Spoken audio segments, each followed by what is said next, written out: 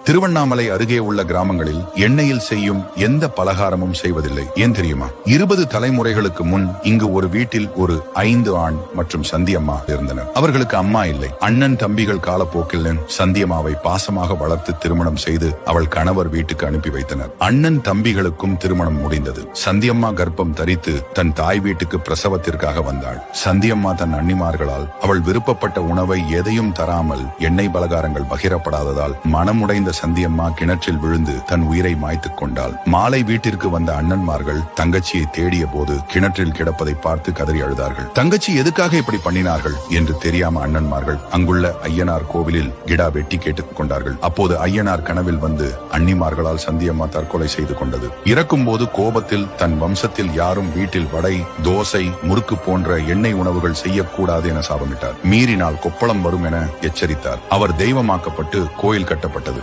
இந்த சாபம் இன்றும் நீடிக்கிறது. மீறியவர்களுக்கு கொப்பளம் தோன்றி ஐயனார் மற்றும் சந்தியம்மனுக்கு பலி செலுத்திய பின்னரே குணமாகிறது. 3 ஆண்டுகளுக்கு ஒரு முறை ஆடி மாதத்தில் கோயிலில் மூத்த பெண்கள் விரதம் இருந்து வடை சுட்டு படைப்பர். அன்றைக்கு மட்டும்